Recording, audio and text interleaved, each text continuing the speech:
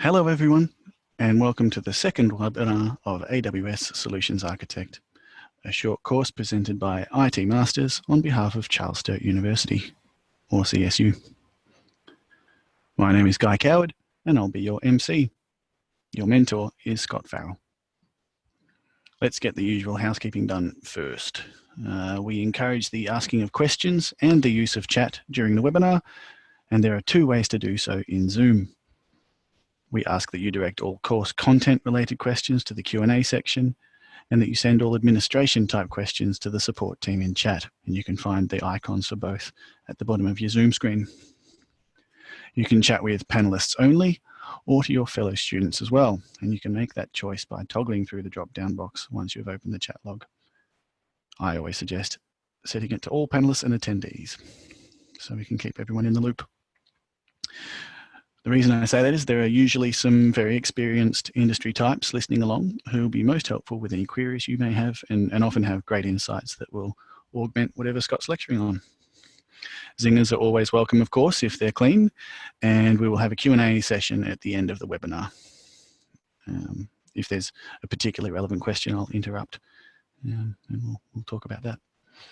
As usual, Angus and Barry are around tonight in an administrative and technical support role for IT Masters, and they're responsible for the Moodle page, learn.itmasters.edu.au. That's our website, which is where you'll find the other materials needed for this course, labs, discussion forums, and quizzes. The quiz for this week will be available at the end of the webinar. Last week, I told you someone from CSU would talk about CSU broadly and about the cloud study options we offer together. I'm sorry, but unfortunately, given the public holiday for much of Australia, we'll have to postpone that to next week. The upside is that just means we have more time with Scott. So can you please put down your fidget spinners and Tamagotchis and welcome back Scott Farrell for another week of wonderful AWS chat. Thanks, Guy. As everyone already knows, we're looking at storage tonight and what sort of options there is at AWS. So we're firstly going to look at what they are and how they're different, and then we're going to look at them a bit more in detail, and then we're going to have a look at some use cases, and we've got a bit of a demo in the middle there somewhere. So demos are always fun, aren't they? So we're looking at data at rest. We want to better understand the options, and it's important to understand what the options are because a lot of the questions that come up in exams and the certification is matching of those options with the requirements. So you can't just pick what you like. You've got to really think about matching that requirement. So this is just a little matrix that I've made up. So there's largely two file-based storage options, S3 and EFS. And block-based, which is EBS and the local or the instance store. It's sort of called two different things at different times. And we're going to drop down into these. So when I talk about file storage, it's we're storing a whole file at a time. So this is more like a file server or a NAS server or an FTP server, or like a Windows share. So you're largely handling the whole file at a time.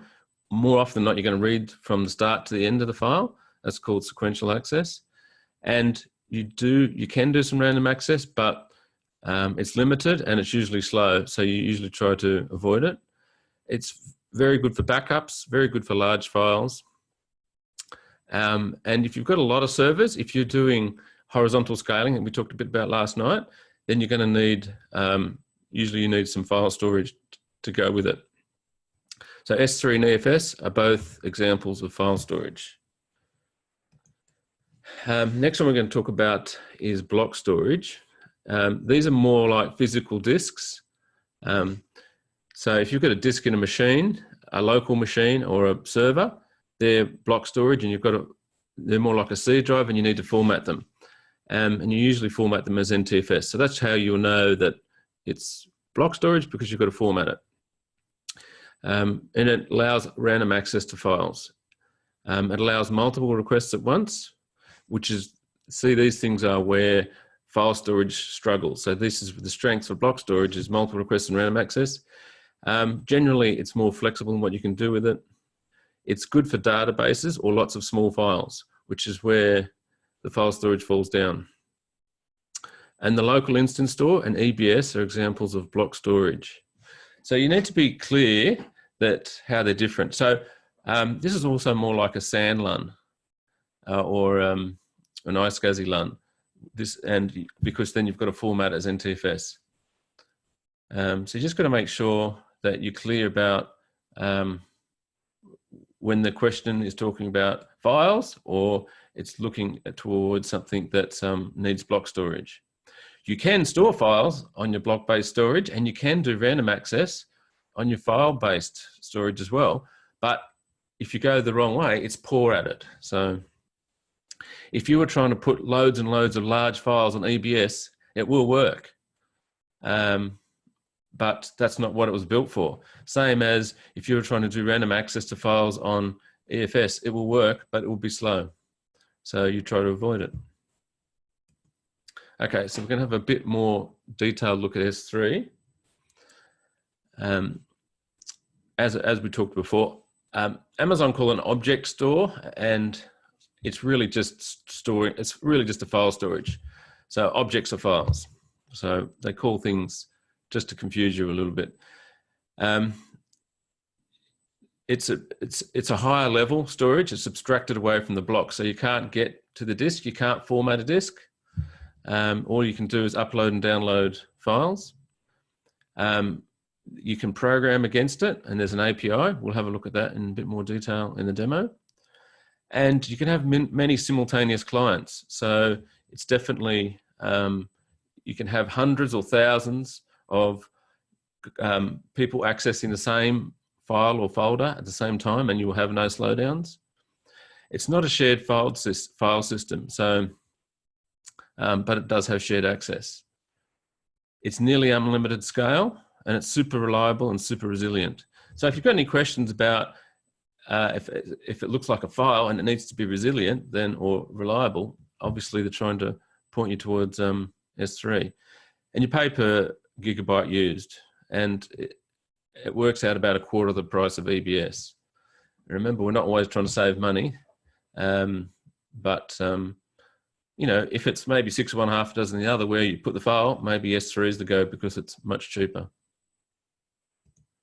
There is some limits to S3. The object or file size can't be bigger than 5 terabytes. Object count, how many files you can store, is unlimited.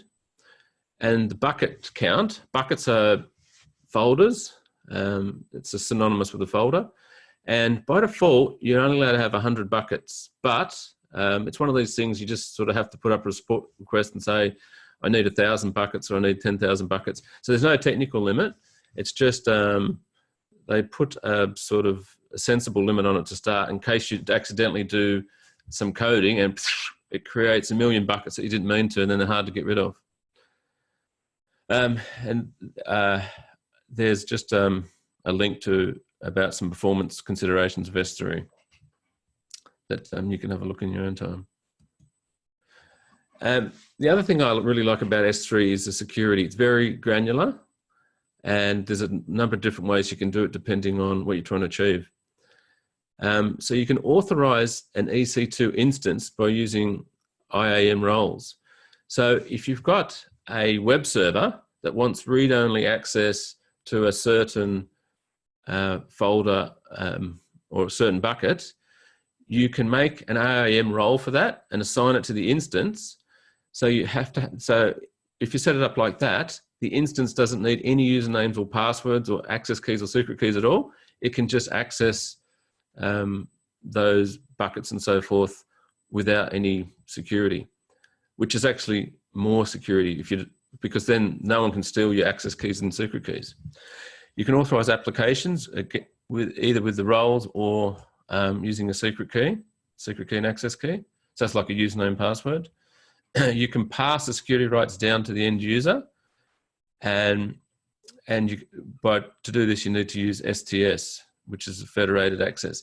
So if you're in a Microsoft environment and you want to store files on S3 and have their Windows permissions pass through, you can use STS and some shared credentials.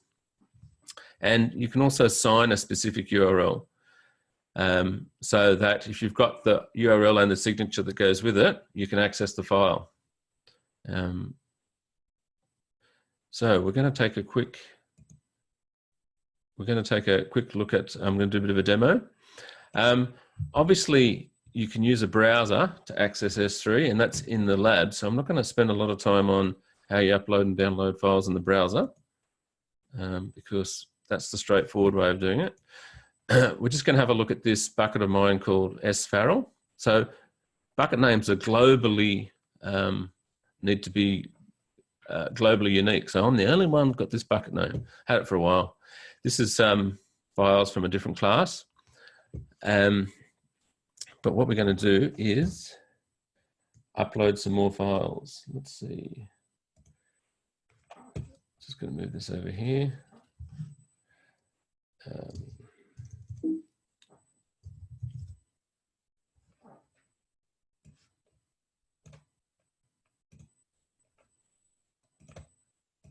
Okay. See, space OT masters into the S3 folder. Okay.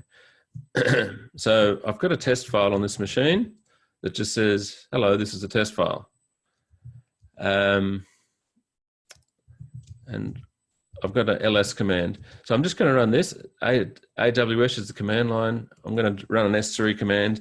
I'm going to ls, which stands for list in Linux. I'm going to have it list out this sfarrel bucket. So I'm just going to execute that. And it shows me pretty much the same thing as the web browser does. The next thing is I'm going to copy up a file. I'm going to copy up that test file. So AWS S3 CP, which is Linux for copy, test file. This is the format of an S3 URL. So it's s3:/ up to the sfarrel bucket.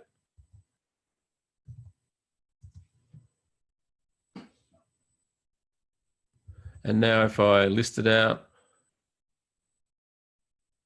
we'll see the test file here up in the bucket. If I refresh this, we've got the test file. So that's pretty exciting, isn't it? Now the permissions I've got on this is block all public access. So all these files nobody can get to. So I think that's the next part of my demo, is to get the file. Oh, I'm going to cat the file first. So AWS S3 copy. There's the whole S3 URL for the file. That's the bucket name and the file name. And to stand it out. So I'm going to copy it to stand it out, which is just like the same thing as catting a file. So you can have a look at it. And you could pass that through, say, to MD5 sum if you wanted to work out the MD5 sum of the file. I'm going to have a look at my get command. So here's one way to download a file from S3 using HTTPS. So I'm going to wget that. That says wget output to the command line, and that's the URL for the file. And it says forbidden. Dun, dun, dun, because access to this bucket, public disabled. So that's no good, is it? So I'm going to have a look at sign. So remember I said one way for security is to sign the URLs. So what I'm going to do is pre-sign this file, and by default it creates a signature that's valid for 1 hour. You can create the signature based on time or IP address or a few different other bits and pieces. But this now I can wget that file using that signature. And it's only pre-signing that one file. So there it goes. Now it works. It doesn't get the error. This is a test file. So you could use that in your applications if you wanted to give out a link to somebody and be it valid for a time period or to a specific IP address, rather than just allowing that bucket to be open to the public. It's just, one other way to play with security of files. And AWS S3 help. You can there's also a sync command. So there's a sync command here. And so you can sync a local set of folders up to Amazon, and it will effectively be very similar to Dropbox then. But I didn't do a demo of that one. Okay, so that's my demo. Those commands are on the next slide, so you'll be able to have a look at these later on. And I really quite like this idea of pre-signing URLs. It's quite good for application development, giving out URLs, that are one-time use or for a certain time period. Okay. The next thing we're going to have a look at is EFS. So EFS is an NFS store. It's a Linux Unix network file share. It's a distributed file system, so many simultaneous instances connect. So this is aimed at when you're having a horizontal scaled out application that might have 20 or 100 EC2 nodes, and they all connect back to the same NFS store. It's a shared file system. And there's a newer thing called FSX. It's Windows based. I haven't mentioned this yet, but Amazon bring out technologies every couple of months. It's hard to keep up to date with how many there is out there, and the fact that there's FSX out there. But it takes about 3 years for technology to get into the certification tests. It takes them about a year to make up the question. Then they put it in the beta questions for a year. It takes them 6 months to mark the beta questions, and they have to update the main exam. So it takes 2 or 3 years. So in the certifications, FSX won't exist. So I'm just showing you now because it's a bit more Windows friendly. If you've got a Windows environment, it does the same thing.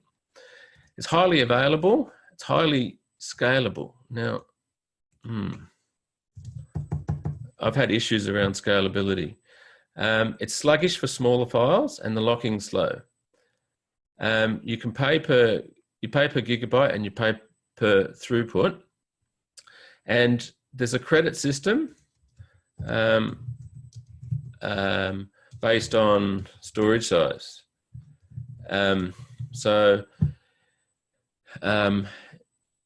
It's like all these credit-based systems. If you don't buy enough credits, it will stall and look like your application's broken. So you've either got to pay for enough credits or have a fair amount of data stored on there. So if you've got like 1 gig of data stored on there, your credit system is so low that it's nearly unusable.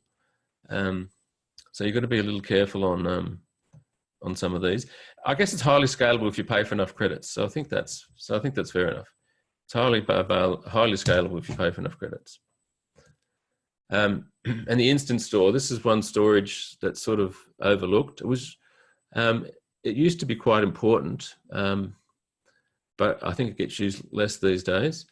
So a lot of EC2 instance types come with storage.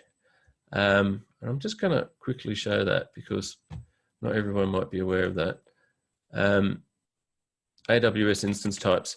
So these talk about the CPU, and these ACE ones are EBS only, so they have no storage. But if you have a look at these M5s for EBS only, but some of these, they come with storage gigabytes. So this is the instance store. So this M5D large has 1 times 75, that's gigabytes, NVMe SSD that you get to access. And that's the local instance store. It's physically attached into that machine, and you can do whatever you like with it. I don't think there's even credits on it. You can just hammer it and do whatever you like. So some of the bigger ones have got 4 times 900 gig NVMe SSDs. So that's pretty sweet. So they're physically connected to the EC2 instance. It can easily be lost and destroyed. So any data you put on there, you've got to assume it's going to get lost. When you store data on EBS, the volume can exist even if the instance gets destroyed or stopped. The volume persists on EBS and you won't lose your data. But on an instance store, if anything happens to that instance, your data just disappears. So quite clearly, if you stop and start an instance, you will lose your instant store. You cannot snapshot it. And if there's some sort of failover event at Amazon, which they don't usually tell you that happened to you, but if your instance is running on one physical server, say physical server A, and then that gets destroyed or goes offline, or Amazon have some problem with it, they'll just restart your instance over on physical server B, and your instance store from A will get lost. So there's a lot of ways it can get lost. So you don't put anything on there that you want, obviously, but you sort of think, oh, I've got this big instance with 4 900 gig NVMe SSDs. Well, I'll use that. That's a lot of storage. But like I said, you'll probably lose whatever data you put on there. It's good for temporary files or swap files. It's often SSD, and they're very fast. And it's sort of free because it comes with your instance. So don't recommend clients put databases on there. Don't recommend clients put their upload files on there. Maybe you could use it for log files if you don't mind them getting lost. But obviously, if you're trying to diagnose what went wrong and your log files disappeared, that won't help very good. But swap files, it's a pretty good idea for swap files or temporary files. All right, we're going to take a look at performance now. This is where it sort of starts to get tricky. If you haven't had much exposure to storage performance before, I'm just going to go through a few terms up front. This does get complicated, and if you are a bit of a storage engineer, then it's, I'm probably teaching you things you don't need to know. But anyway, so there's two different main performance things we're looking at. One is bandwidth. That's how much can be read or written in a second. Sometimes it's measured per user or aggregated, and it's usually measured with serial reads and writes. So serial, sequential, same sort of word. So when you're reading a file from the start to the end, you're usually measuring bandwidth. IOPS is the other thing we're looking at, and that's an acronym for input-output operations per second. So that's how many individual read and write requests we can do per second. So this is how quickly we can read one big file. This is how quickly we can do lots of little reads. And it's usually measured as random requests. And then just to make it even more complicated, there's a crossover between each. Things that come into it like QDETs, and it can get quite complicated. So, for example, if you push the IOPS too high and you've got a large block size, you'll run out of bandwidth. So it gets a little bit complicated. But we'll have a look at how both of these work and at our different storage types. So EBS we looked at before. Remember, it was block storage and it's not shared. You can easily back it up with snapshots. We talked about that. And you pay for the size. You can use SSD or hard disk drive. Now, almost always you're going to choose SSD, and there's only sort of corner cases that you choose hard disk drive stuff, because it's much slower. It is cheaper, but it's much slower. But if you wanted slow access to files and you didn't care how quick that was, you'd normally be putting that on S3, wouldn't you? So if you wanted quick access and random access to it, you'd want it on SSD. So the cases where you'd use hard disk drive access these days is very few, but it's still, they do sell it. So some people must find a use case for it. GP2 should be your go-to default. That's your standard EBS. They call it GP2. And the opposite of the GP2 is provisioned IOPS for high reliable IOPS. The different instances have different bandwidths, but the IOPS are similar though. So you can have a look at the different volume types here. So if you've got a question and it's talking about high IOPS or you want reliable access, then they're talking about provisioned IOPS. And if you're just talking about fairly regular storage for EBS, it'll be GP2. Let's have a look at IOPS a little bit. So under GP2, it's a credit system. Most people don't know this, and they use it and then one day wonder why it went slow. It's a credit system. You've got 100 baseline IOPS for EBS, plus 3 IOPS per gigabyte of storage added to the baseline. So if you've got 10 gigs of storage, you've got 30 IOPS from that plus the 100 IOPS, and you have 130 IOPS, which is very small, but you do have a 3,000 burst IOPS. And remember, there's a credit system involved. So once you run out of credits, you end up back at the baseline. To give you an idea, 100 IOPS is the same as an old 7200 RPM disk drive. And I don't know if you remember how slow they were at booting up a computer or doing something. They were super slow. So if you end up back in the 100 IOPS baseline territory, you'll think your application's crashed. But you just run out of credits and you're back at the baseline speed. So you've got to be really careful if you leave your Windows swap file on the EBS GP2 volume, because if you start swapping, you run out of credits. So the main way to get around this is, if you need a lot of IOPS, you go to provisioned IOPS, or you provision 100 or 200 gigs of GP2, so your baseline's a bit higher. I don't think it usually affects Windows so much, because you're going to allocate 100 or 200 gigs to a Windows C drive, because Windows sort of updates gobble up space all the time. But on Linux, for example, you only need, say, 5 gigs to install it. And so you think, oh, I'll just make a 10 gig Linux partition for my root drive. And you'll end up in a lot of problems with that, because you just won't have baseline. You'll think, oh, I'm on SSD. That's really fast. But you'll end up back at the 100 or so, 110, 120 IOPS. So the smarter thing to do is allocate 100 gigs and don't use it all. Or if you do need more IOPS, go to the provisioned IOPS. So just be careful of the credit system on there. And EBS provisioned IOPS. So I think they're a bit easier to understand. You can buy 1,000 IOPS or 2,000 IOPS or 5,000 IOPS. And people will ask, well, how do you know how many IOPS you need? Usually someone will tell you, the customer will tell you, the question will tell you, or maybe you start at 1,000 or 2,000 IOPS, and if your database gets too slow during the day, you increase the IOPS until you don't have issues with it. So where am I going next? Oh, okay. So I just want to make a point about sharing. So quite clearly, S3 is shared because many people can access S3. Remember I said EFS is based on sharing. So many instances can access that. So many users and many instances can access S3, and many instances can access EFS. But EBS is not shared. So only one instance can access EBS at a time, but you can shove Windows sharing on top of EBS and share it out yourself if you really want to.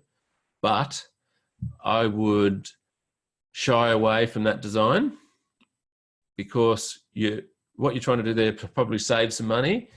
And if that instance goes down, or you have a problem with that instance somewhere, anyone connected to that, any instance connected to that will go down. And you're probably sort of engineering yourself away from using one of these two where you should have been using them in the first place. So if you've got something that needs shared access, EBS is going to be the wrong answer. Even if you think you can technically do it, it will be the wrong answer. If you need shared access, the answer is one of these two. And obviously your local instance store is not shareable.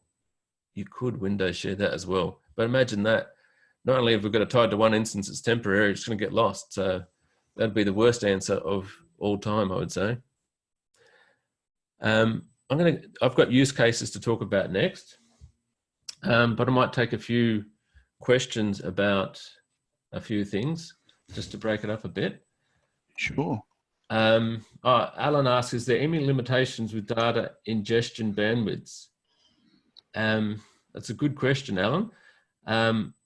No, you can throw at them as much as you want, as quick as you want.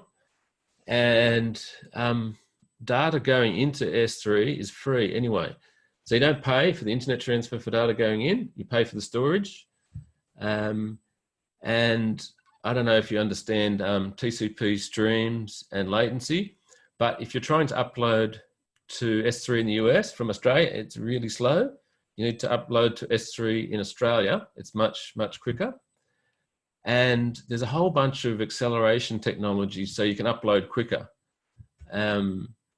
and so you can break apart your file and upload multiple parts at once from one machine. You can use CloudFront to help even upload it even quicker. There's some really big upload ways. There's Amazon AWS Snowball. There's questions about Snowball in the exams. I've seen that. So Snowball is they send out you a physical server that you can upload the data to, and then you ship it back to them, and they put it up to AWS. You used to be able to send them USB drives, but I think they've cut that out. And there's even a bigger Snowball that's a semi-trailer that they can ship to your office, and you can upload data into the semi-trailer, and then they drive it back to AWS. I don't know if they do that one in Australia or not. So there's lots of ways to get the data up to S3. What types of encryption and decryption do you support? Data in flight, data at rest. So there's a lot of, I didn't go over encryption tonight. S3 is the main places that you have encryption, and there's a lot of support for keys, and all the data uploaded is obviously going over HTTPS. So that's in flight, it's encrypted using HTTPS. At rest, there's a lot of different ways to manage keys, to have all your data encrypted on S3. And you can have EBS shares encrypted these days as well. So there's a lot of support for data encryption. I just didn't go over it today because you can only go over so much. Can you create the same bucket in different regions? No, bucket names are global. So that's pretty clear. Because you saw I created my bucket in Sydney. I know it's hard to see that, but then I can access it with the global name. I'll just quickly show you that because it sort of reinforces that they're global. Remember I had this bucket here and this file here. It's actually in Sydney. So HTTPS sfarrell.s3 AP Southeast 2. So that's its real name there. But when I did the demo, you'll see that I accessed it through, where's the demo? There's a demo, oh no, somewhere here. Yeah, so when I accessed it in the demo, I just accessed it from s3.aws.com. So that's a global name, but it still found it on the Sydney one. So there's only one. This is a Sydney more direct answer URL, and that's a global URL. But it shows you there's only one sfarrell bucket globally. How do you mount S3 on your EC2 instance? That's usually a bad answer. It does work. For Linux, there's a thing called S3FS, but you'll find it slow, unreliable, dodgy, and it's not really what you're supposed to be doing. If you want a mounted shared drive, that's what EFS is for. So remember, we're trying to get what's the correct answer, not what sort of works. So mounting S3 on an instance is sort of working. It's not good. So S3 is more often, from an application point of view, a programmed API access, or you're giving out that signed URL that I showed you, and then you don't have to have it mounted at all. Is that EFS price 30 cents a gig is a one-time cost, or is it ongoing? It's monthly. So everything's monthly. So EFS is more expensive than the EBS. But remember, again, you're trying to give you the right answers, not the cheapest answer. Given there's S3 securities, why have there been so many data breaches? Yeah, so I will agree. There's been a lot of S3 data breaches because people are lazy. The URLs are easy to guess. I think there used to be defaults that had some buckets open, and now Amazon's changed them to defaults to the buckets being closed. I think there's just lazy security people running data, and but there's ways to audit your data and audit your S3 these days. So there's some automated tools to check that for you as well.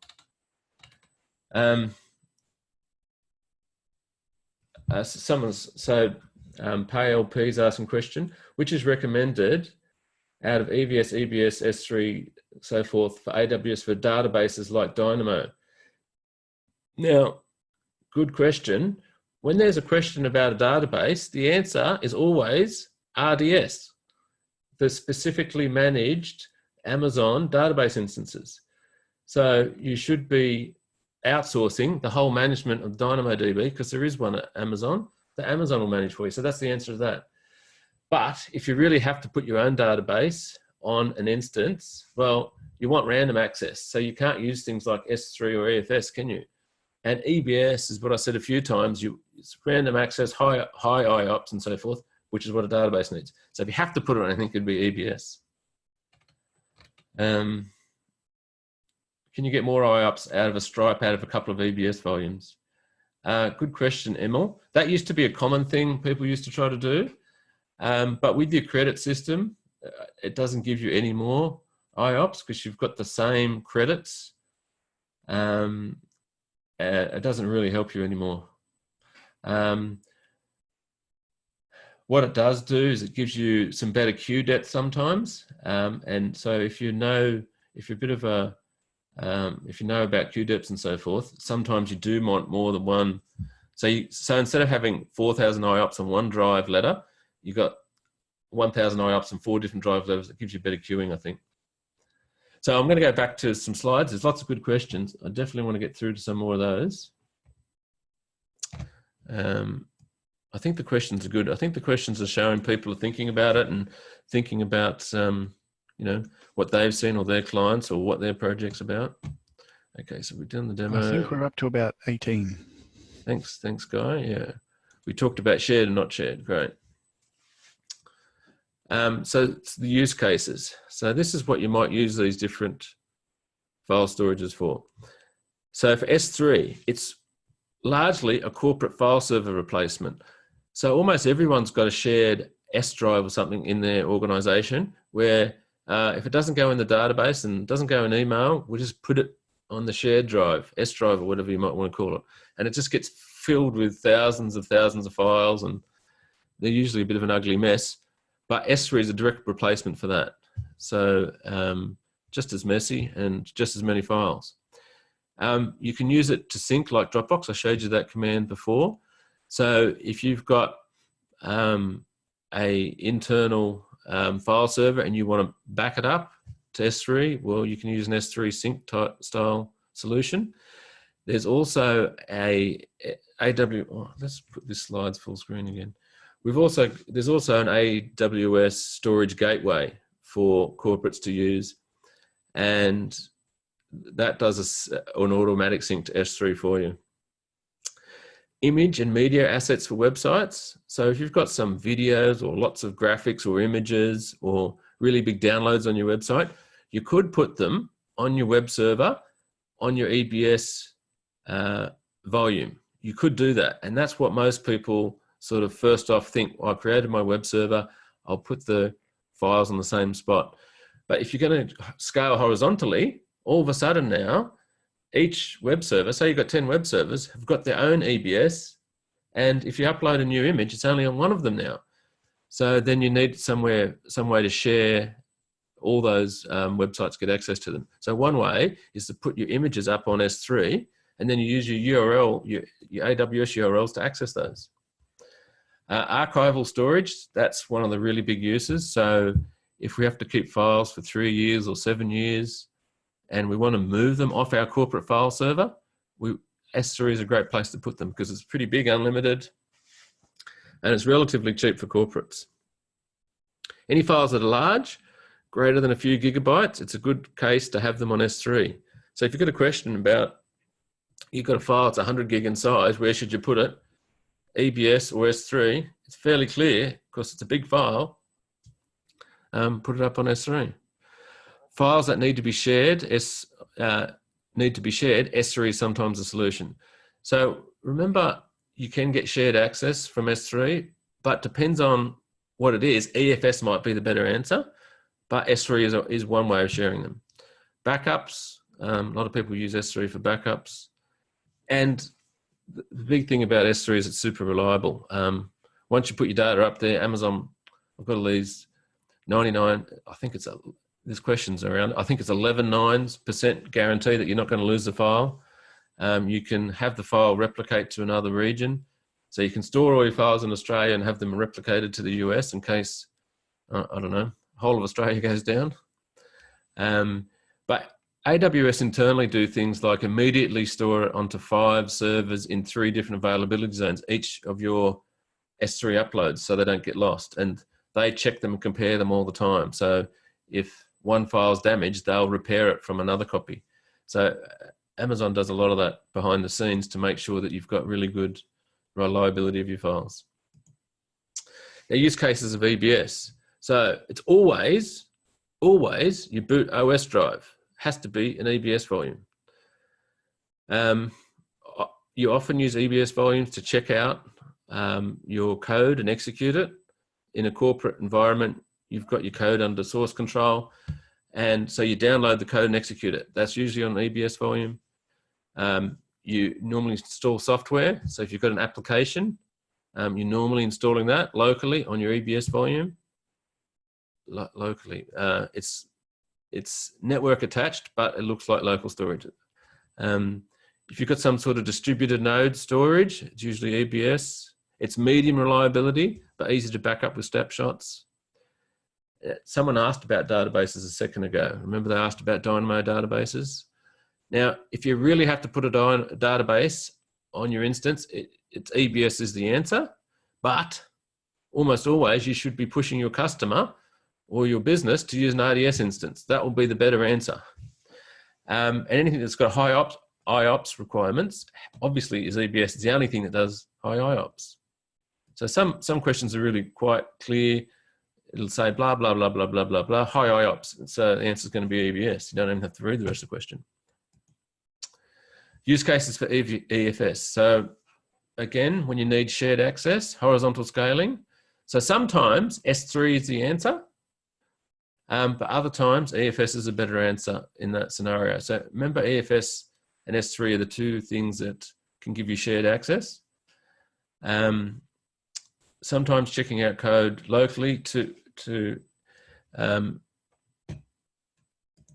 EBS works. Sometimes using code from EFS is appropriate. All right.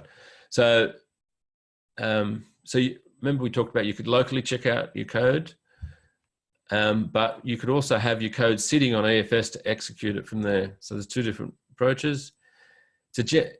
What most people use it for, it's a general place to keep shared scripts and management code. So if you want some code accessible to all your instances, you know, a lot of IT folk connect up EFS to every instance, so they've got access to some general tools and so forth. And I'd say it's medium to low reliability compared to some of the other solutions. So I wouldn't put files there. Like S3 is super critical for super reliability, but EFS is not like that. So, and I think we talked about the use cases of instance stores, temporary files, swap files. Checked out code might be okay, because that's temporary. If you're going to check out the code from your source repository and execute it, it doesn't matter if that's lost, because if you start up another instance, you've got to check out the code and execute it again anyway. So that's okay. And I remember that's least reliable. All right. So the labs this week are from Quick Labs. I'm not sure if I spelt that right, but anyway. And Quick Labs is really, really spectacular. So you don't even need an Amazon free account for this. You actually use Quick Labs Amazon account, and you go into the lab and you click start or something, and boom, they open up a real Amazon console. It uses their account though. And then you go away and follow the lab, but you're using their credentials and their instances and their S3 for this week, and it's locked. So don't go and change the region. Don't think, oh, like I want to put my folder in Sydney and drop it down from AP from US East 1 to AP Southeast 3 or whatever, because it might not work. So, and if you do find that you don't have access, it's probably because you changed the region or something like that. And don't expect, if you've launched an S3 lab, to be able to go and start EC2 instances, because they've sort of given you the count to use for the lab, and you know, you're not supposed to be using for too many other things. And all the assets and data instances that you make during the lab will expire when the lab expires. I think they give you an hour or two. And after that, they just delete everything. So obviously don't put up anything that's important. And you can't sort of start the lab, do half of it now, and come back in a couple of hours and expect to continue. So make sure you've got a full hour that you're going to be able to dedicate. Otherwise, you get halfway through and you'll have to start again. But I really like the quick labs. So in the full course, we've got heaps of access to quick labs and a lot of them. And we're accessing a couple of them for the short course. Sorry, Guy. Apparently that's QWIK. Yeah, as soon as I saw that, I thought it was quick. I thought that didn't have the C in it. Thanks, mate. It's QW. QW. Oh, yeah. Oh, I was a long way off. Well, serves them right. Beauty. Cool. How did everyone go? Just chuck a few comments in the chat. How did you all go with your labs last week? Did you find them useful? Did you get into them? I'm sure there'll be plenty of. Where does that come up in? Is it a different thing than? There's an icon down the bottom in chat. Right. Yeah, very good exposure. They were good. Useful labs. Beauty. That's good to hear. Sounds good. Yeah, feel free to send feedback in with the email that comes after every webinar each week. Yeah, I'm just going to answer some more questions. Yeah, we've got plenty, of course. I really enjoy these questions. Yeah, they're cool. Alan asks again, thanks, you mentioned it's free to upload. Does it mean it costs to download? Yeah. So once your files are up there, you pay for them to sit there, a monthly fee, and you pay for your data going out of AWS. You always pay for that. So whether it's going out from your instance or out from S3 or out from wherever, you get paid. You get to charge the same amount. And compared to other places, it's expensive. But remember, anyway, we're trying to do a good job, not a cheap job. So yeah, you get to pay for all the data going out of AWS. What about getting data back off S3? Bruce asks. And also adds later on in a question a few minutes later, or any other storage type for that matter. Oh, right. Yeah. Okay. He's got two questions. So to getting your data out of S3, you can sync it down with that S3 command I showed you. You can get someone to write you some code to download it. I think you can use the Snowball to download code as well, AWS Snowball, but you know, it's a sort of an uncommon solution. And to get your data out of EBS, it's harder to get it out of EBS, to tell you the truth, because with S3 you can just sync it. You just get a big PC and a big internet connection and sync it, and it doesn't take very long at all. But out of AWS it's a bit harder, because you've got to have that AWS volume connected to an instance. You have to have an instance booted. You have to have an application on there that will let you get access to the data, and then you can download it. So it can be quite a drama to get stuff out of EBS sometimes, especially if you want to get a mass amount of it out. It can be a bit of a problem. The AWS S3 commands, is that just a loadable package to get those commands? That's called the AWS command line API or something. I just guess Google that and you'll find it there. I use it from Linux, but I assume it's also, so it actually comes from AWS. They maintain it. I guess you can use it in Windows, I'm not sure. Can you monitor the IOPS? Oh yeah, you definitely can. So in your instances, there's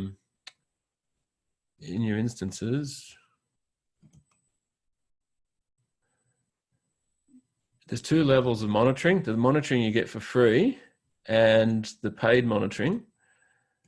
I'll just go to EC2, North Virginia, and this instance does nothing. This instance does very little, let's say. And on the monitoring, you can see the disk reads and writes here. If you go into CloudFront, no, not CloudFront,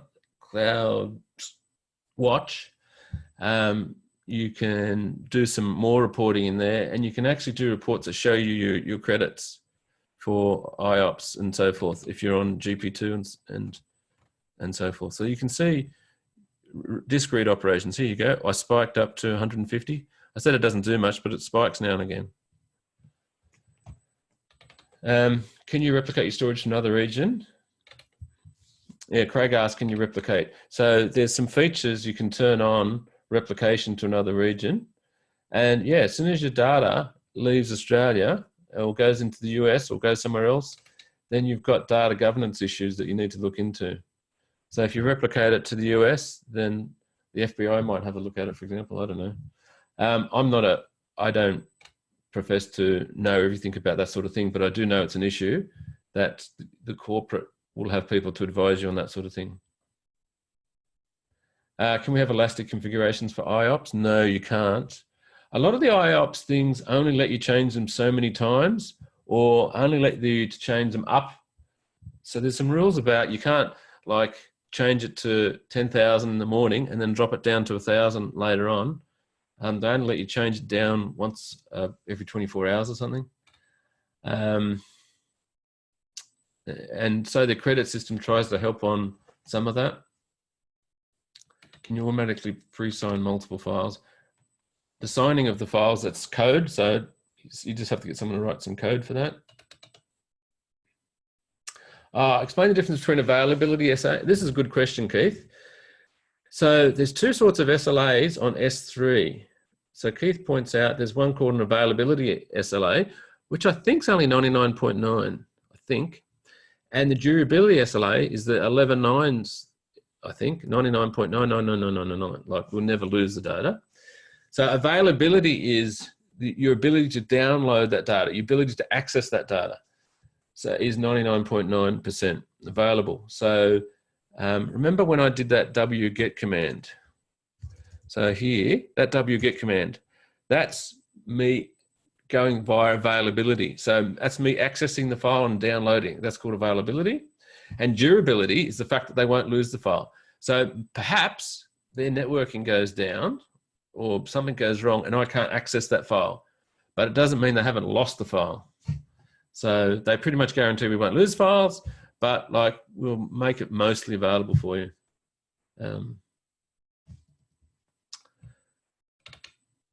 Alistair asks, should that be after the lab expires or after the account expires? So on the quick labs thing, I definitely didn't misspeak. It's after the lab expires. So on the first S3 lab, it's a 1 hour lab. They think 1 hour is plenty of time for you to do it. And after that 1 hour, they just delete anything you did. They delete your folders and your data and say that's it. So that's what Quick Labs does. So you obviously, if you want to follow the lab, you can use your own account and then it won't delete. But I don't know. I like the Quick Labs. Would you be able to give a few examples of certification questions? Krishna asks. The quiz questions, I've tried to design them around some of the certification questions that I can remember and the styles of questions and the harder ones. So I think you'll find the quiz questions, not everyone got right, even if you know a lot of stuff. I've sort of made them a little bit tricky. So it'll be the same with this week. Dane asked, what sort of performance hit do you take on EBS during a snapshot? 0 performance hit. So with EBS, the data is copied in more than one place anyway. You take a snapshot, it doesn't interrupt your instance. And they do it in the background. So the snapshot's instant, but then they complete the job in the background. And they do it off one of the replica copies, as far as I know. I've never seen any performance impact while you're taking the snapshot. Pale asking for a daily 1 terabyte data load to S3 based on custom defined metadata. Is it good to search objects within S3 or map a metadata? Almost always, all applications have some sort of DynamoDB or external index. That's exactly right. So that's almost what everyone does. Especially if you've got a lot of little files, you'll have the application knowing what they've put up there, and it'll remember all URLs and file names externally to S3, because S3 is not the fastest thing to look around. You saw my commands, AWS LS, that takes time to like execute this command. It's not fast. So that's a fairly simple, just show me the contents of a bucket. So some of it's not very fast. Can you automatically push files from one AZ to another? So I like your thinking, Akint, there, but I think you actually asked regions. Sydney and LA are different regions. But yeah, there's a feature that you can replicate between regions, so that's great. So mounting an S3 bucket using NFS is not recommended. Well, you can't access S3 with NFS. You access S3 with HTTP and HTTPS mostly, or a command line API. So NFS is, you mount EFS connections with NFS. So you're sort of mixing two technologies there, Phil.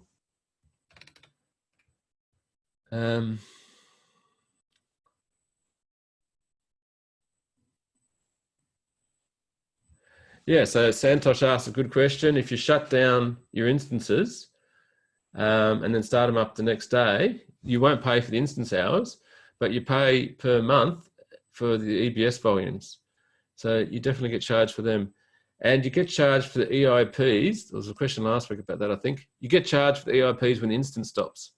So if you've got an EIP on it, you probably go backwards, shutting them down. So, yeah, that's why we talked about last night, the T3 type instances might be good for development because they are a lot cheaper. And when you're not using them, your credits are building up. So that's helpful. We'll see where we're up to.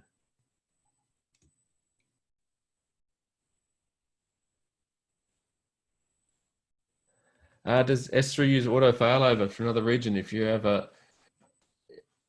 Yes, it does. So if you've got your folder, your bucket replicated, and you use that global URL, it's Amazon's problem to go and find the file for you from wherever it still resides and still working from. So, you know, you get some pretty nice things from AWS like that.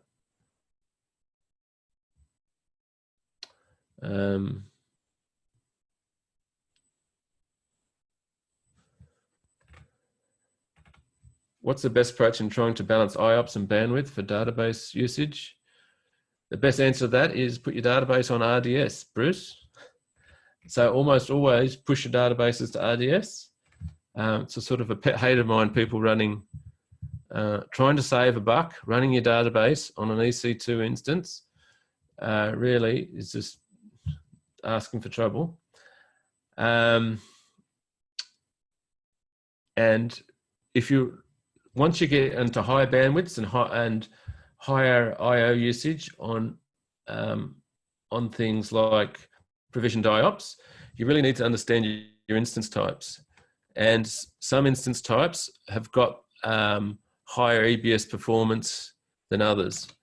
And so you've got to look into that. Any snapshot number limits? No. You can snapshot forever and a day, RAM. And I really like snapshots. They're quick, they're instant, they're reasonably cheap, and they're only incremental. So if you create a snapshot every day, the first snapshot, say you've got 100 gig volume, you've got 10 gigs of used data, and you snapshot it, Amazon gzip compress it and it'll be 6 gigs. So you still to actually find out how big they are. And the next day, you might only update 1 gig of data. And if you do another snapshot, we'll only get incrementally, that 1 gig will get zipped. So 5 snapshots will only probably take the same size as the original one plus 10% or something. Depends on how much data changes. But the incremental nature means you can take a lot of snapshots and it doesn't cost too much.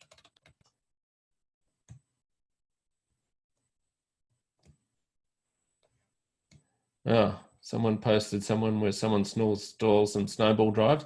But the data should all be encrypted anyway. So as far as I know, once you put in the snowball, it's encrypted. So I assume that you couldn't get any data out of it. What category does in-memory storage come under? Yeah, AWS it comes under database stuff. They do have some in-memory databases, and do we do databases? I think we do. So they've got some Redis type things, and they call it something else. I can't remember off the top of my head what it's called.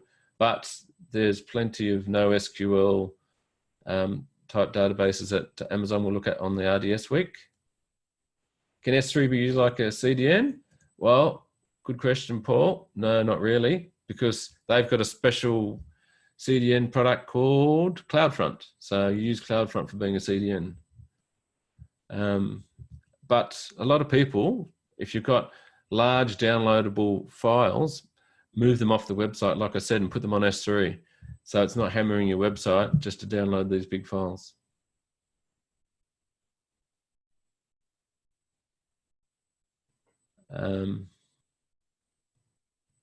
All right, I think that's all the questions. Do you have any examples? Sorry? No, that's okay. Beauty. So next week we're going to be talking more about databases. So another chance for you to reiterate about the RDS. Yeah, put your databases on RDS. Yeah. You can see how many people ask about where should I put my database in EBS and IOPS, but it's just that you're just going to get that question wrong, and you're going to give your client or your corporate the wrong steer if you're putting databases on EC2 instances. It's so common, and I just think you're just doing the wrong thing. Okay. Well, I look forward to hearing more about that next week. If you have any more questions through the week, gang, feel free to chuck them in the forums. We check them every couple of days, and I know Scott's been on there. Yeah, I've been answering a few questions on the forums. Yeah, it's really great. I think when other students have answered it well, I don't bother chiming in. If I've got something interesting to say, I'll try to add into the conversation. Yeah, and that's the best thing about it. There's 5,000 students enrolled in the short courses, so plenty of insights out there. I've tried to make 4 pretty hard questions this week and 1 pretty easy one for the quiz. But as you saw last week, there's tricky little bits to the quiz questions, so they're not too easy. But I think they're very similar to some of the certification questions, some of the harder certification questions, which is why I put them in there. So you get a bit used to answering and understanding how they ask questions. Yeah, that's great. Is that going to be the same sort of case for the exam questions? Yes. At the end of the short course? Yep. Yeah, sometimes we have very easy exams, folks, so make sure you study up before taking this one. All right. Well, thanks so much for another excellent lecture. That which I understood was very interesting. Thanks a lot, Barry and Angus, for joining us from IT Masters. We'll catch you all next week. Thanks for joining, and thanks a lot, Scott. Okay. Thanks, Guy.